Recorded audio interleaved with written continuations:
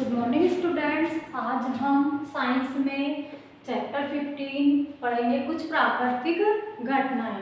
तो प्राकृतिक घटनाएं देखिए कौन कौन सी होती है।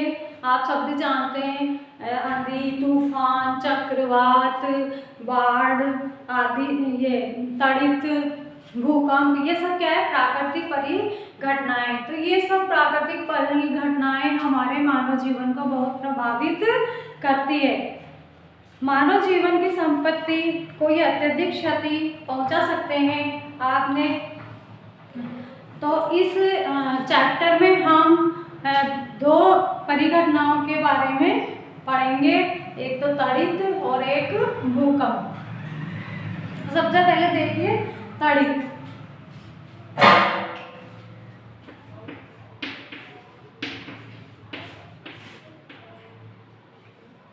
तड़ित क्या है और ये किस प्रकार उत्पन्न होती है। तड़ित यानी जब बहुत तेज बरसात होती है तो आपने देखा है ना, बहुत तेज बिजली चमकने की, बादल गरजते हैं, फिर बिजली चमकने की आवाज आती है, तो ये क्या है, तड़ित ही है। तो इसके लिए पहले हम देखेंगे कि किस प्रकार होती है। विद्युत के, आपने जो विद्युत के तार ढीले हो जाने पर विद्युत खंभों पर आपने चिंगारियां देखी होंगी। ऐसा कब होता है, जब तेज हवाएं चलती है। इसी प्रकार आपने घर में भी देखा होगा, सॉकेट के प्लग के ढीले होने पर भी चिंगारियां निकलती है। तो तड़ित भी इसी प्रकार एक विद्युत चिंगारी ही है। पुराने समय में लोग को इनका कारण पता नहीं था, समझते नहीं थे, तो क्या सोचते थे कि ऐसा क्यों होता है, ऐसा भगवान को क्रोध आ जाता है, क्रोध आने के कारण ये सब हुआ है। लेकिन अब वास्तव में जब जानने लगे हैं तो बादलों में आवेश के एकत्रित हो जाने पर ऐसा तड़ित उत्पन्न होती है। हमें तड़ित से डरना नहीं चाहिए, इनकी चिंगारी से हमको बचाव करना चाहिए और सावधानियां बरतनी चाहिए। अब हमें यह देखना है कि ये आवेश, जो आवेश है, इनके कारण तड़ित उत्पन्न होती है। तो ये आवेश कैसे होता है, आवेश रगड़ के द्वारा उत्पन्न होता है। इसके लिए मैं आपको बताती हूँ कि हम एक स्केल लेंगे, हम अब स्केल को सूखे बालों से रगड़ेंगे और रगड़ने पर फिर हम क्या करेंगे, कागज के छोटे छोटे टुकड़े लेंगे और स्केल को कागज के टुकड़ों के पास लाएंगे। तो क्या होगा, कागज के टुकड़े स्केल की ओर आकर्षित होते हैं। ऐसा क्यों होता है, ऐसा आवेश के कारण ही होता है। इसी प्रकार जब प्लास्टिक की रिफिल को पॉलीथीन से रगड़ते हैं फिर विद्युत, तो यह भी विद्युत आवेश अर्जित कर लेता है। और प्लास्टिक की कंघी को भी सूखे बालों से रगड़ते हैं तो इसमें भी विद्युत आवेश उत्पन्न हो जाता है। तो इन वस्तुओं को हम आवेशित वस्तुएं कहते हैं। इससे पॉलीथीन से हम रगड़ते हैं और बालों से रगड़ते हैं तो वो भी आवेशित हो जाते हैं। और इसके लिए हम एक एक्टिविटी करते हैं, वो है आपकी एक्टिविटी 15.3। देखो हम इसमें क्या करेंगे, दो गुब्बारे लेंगे, फूले हुए दो गुब्बारे लेंगे, ये इस प्रकार, इन्हें इस प्रकार लटकाएंगे कि ये दोनों एक दूसरे को स्पर्श ना करें। फिर हम इन गुब्बारों को क्या करेंगे, एक ऊनी कपड़े से रगड़ेंगे। रगड़ने पर इनमें आवेश उत्पन्न हो जाता है और क्या होगा, ये गुब्बारे एक दूसरे से दूर चले जाएंगे। तो दोनों वस्तुएं समान है, दोनों वस्तुओं में रगड़ने पर आवेश उत्पन्न हुआ, आवेश उत्पन्न होने पर ये दोनों एक दूसरे से दूर चले गए। तो समान आवेश एक दूसरे को क्या करता है, प्रतिकर्षित करता है। और ये आवेश है, ये आवेश दो तरह के होते हैं, धनात्मक आवेश तथा ऋणात्मक आवेश। तो दोनों में एक समान आवेश है, एक जैसा, तो इन दोनों ने एक दूसरे को प्रतिकर्षित किया। ऐसे ही हम एक रिफिल लेंगे, उस रिफिल को भी पॉलीथीन से रगड़ेंगे तो रिफिल में आवेश उत्पन्न हो जाता है। उस रिफिल को हम एक कांच के गिलास में रखेंगे, फिर हम उसके दूसरी रिफिल लेंगे और उस रिफिल को भी रगड़ेंगे और रगड़ के फिर उस जो कांच के ग्लास में रखी रिफिल है उसके पास लेके आएंगे तो क्या होगा, उस रिफिल उस जो रगड़ी हुई गिलास में जो रिफिल रखी थी उससे दूर चली जाएगी। तो इससे क्या होगा कि समान आवेश वाली वस्तुएं एक दूसरे को प्रतिकर्षित करती हैं। इसी प्रकार फिर हम दूसरा करेंगे, गिलास लेंगे हमने गिलास लिया, इसमें भी हमने आवेशित रिफिल डाल दी, ग्लास के अंदर रख दी। फिर हम एक गुब्बारा लेंगे, गुब्बारे को फुलाएंगे, फिर हम उसको फुलाकर उसको भी आवेशित करेंगे उन्हीं कपड़े से रगड़कर। फिर हम उस गुब्बारे को रिफिल के पास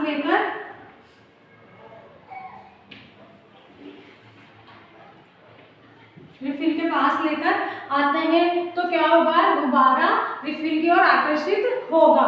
क्योंकि ऐसा क्यों हुआ, दोनों वस्तुएं अलग अलग है, यहाँ रिफिल है यहाँ गुब्बारा है, तो दोनों में आवेश अलग अलग है, तो ये एक दूसरे की ओर आकर्षित होंगे। तो इसका क्या मतलब हुआ, समान आवेश वाली वस्तुएं एक दूसरे को क्या करती है, प्रतिकर्षित करती है, और विपरीत आवेश वाली वस्तुएं एक दूसरे को आकर्षित करती है। तो आवेश दो प्रकार के हैं, धनात्मक एवं ऋणात्मक। फिर हम एक और एक्टिविटी करेंगे, हम एक जार लेंगे, कांच का जार लेंगे हम,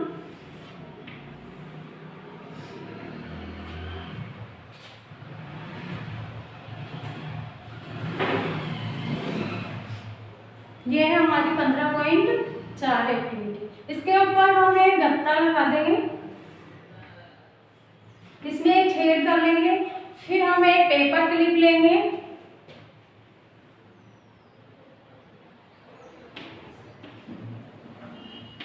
इसको खोल लेंगे और इस प्रकार इस जार में गत्ते से होते हुए जार में लटका देंगे। फिर हम एक एल्यूमिनियम की पट्टी लेंगे, उसको इस क्लिप पर इस तरह से हम लटका देंगे।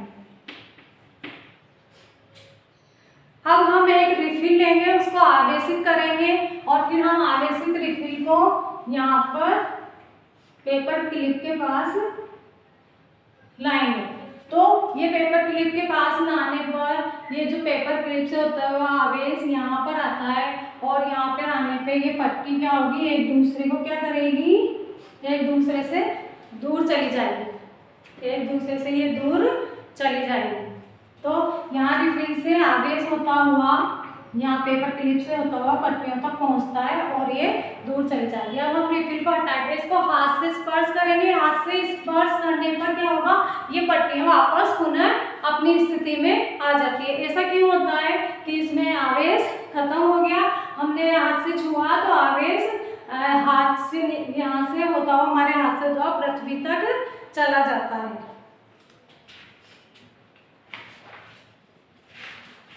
तो इससे पन्नी की पट्टियां अनावेशित हो गई।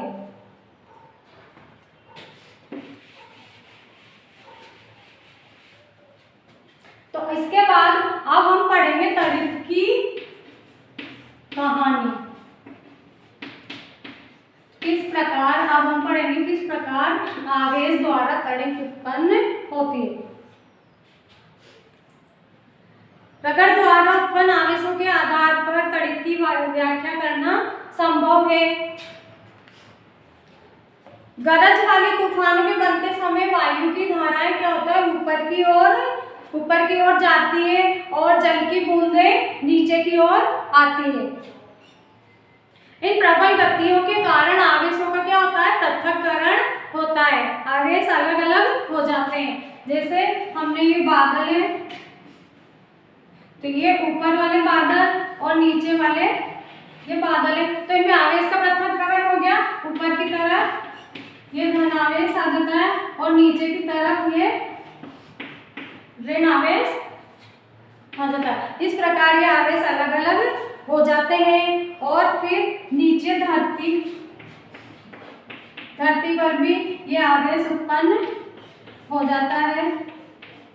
तो इस प्रकार आवेशों का पृथक्करण हो जाता है। फिर ये आवेश जब आपस में मिलते हैं तो क्या होता है, इस प्रकार ये तड़ित उत्पन्न हो जाती है। प्रकाश की चमकीली धारियां तथा ध्वनि उत्पन्न होती है और इसे हम तड़ित के रूप में देखते हैं। इस प्रक्रिया को विद्युत विसर्जन कहते हैं। तो इस प्रकार से हमारी तड़ित उत्पन्न होती है। अब है हमारी तड़ित से सुरक्षा।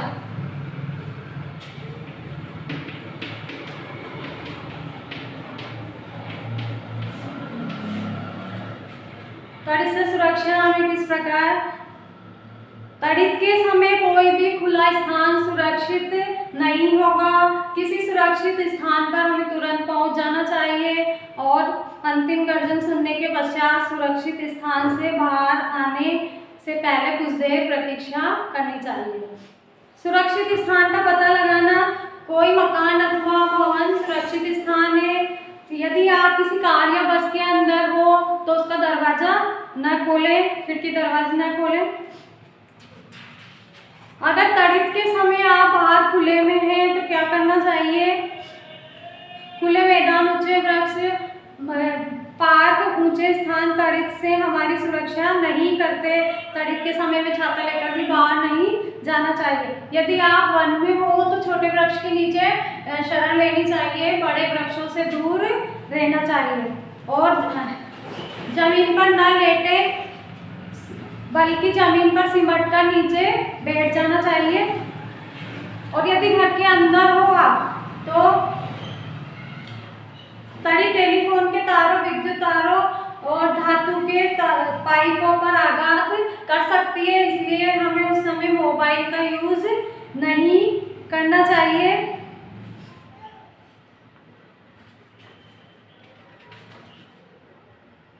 कंप्यूटर, टीवी जैसे उपकरणों के प्लगों को सॉकेट से निकाल देना चाहिए हमें। तो ये था हमारा तड़ित। इसके बाद हम पढ़ेंगे भूकंप क्या है।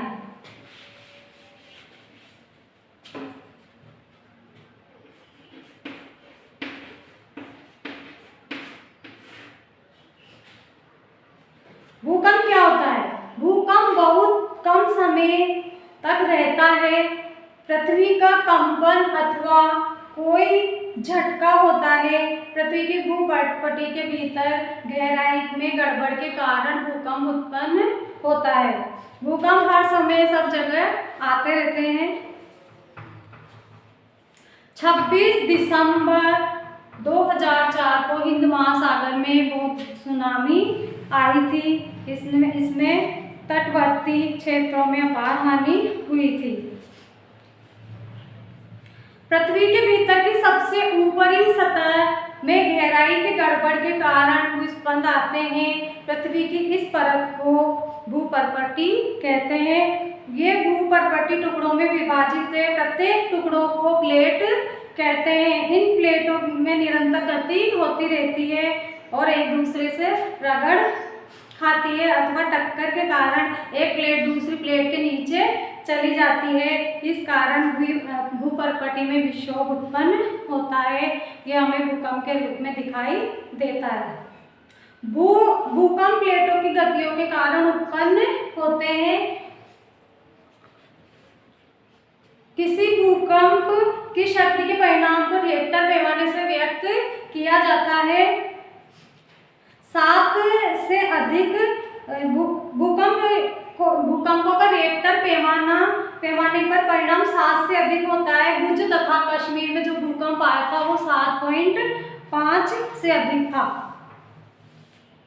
भूस्खलन पृथ्वी की सतह पर तरंगें उत्पन्न करती है। इन तरंगों को भूकंपी तरंगें कहते हैं। इन तरंगों को भूकंप लेखी नामक उपकरण द्वारा रिकॉर्ड किया जाता है। यह उपकरण मात्र एक कंपायमान क्षण अथवा लोलक होता है जो भूस्पंद आने पर दोलन करने लगता है। अब हमें भूकंप से बचने के लिए क्या करना चाहिए? सर्वप्रथम भवनों का डिजाइन ऐसा होना चाहिए कि वह बड़े झटकों को सह सके और ढांचे सरल हो ताकि भूकंप निरापद हो। योग्य आर्किटेक्ट या इंजीनियर से परामर्श चाहिए। और जो भवन है वो मिट्टी अथवा इमारती लकड़ियों का उपयोग होना चाहिए उनमें, ताकि वो ढांचा गिरे तो अत्यधिक हानि ना हो। और इमारतों में अग्निशमन के सभी उपकरण कार्यकारी की स्थिति में होने चाहिए। अब इसके बाद यदि आप भूकंप के समय घर के अंदर हो तो क्या करें, किसी मेज के नीचे आश्रय लें तथा झटकों के रुकने तक वहीं रहें ऐसी ऊंची तथा भारी वस्तुओं से दूर रहें जो आप पर गिर सकती है। यदि आप बिस्तर पे हैं तो उठे नहीं और तकिए से अपना सिर ढक लें। यदि आप घर से बाहर हो तो क्या करें, भवनों, वृक्षों तथा ऊपर जाती विद्युत लाइनों से दूर रहना चाहिए। किसी खुले स्थान को खोजें अथवा धरती पर लेट जाएं। यदि आप किसी कार अथवा बस में हैं तो बाहर न निकलें। ड्राइवर से कहें कि धीरे धीरे किसी खुले स्थान पर पहुँचे। अब हमारा चैप्टर हो गया। इसके बाद PDF में आपको भेज दूँगी।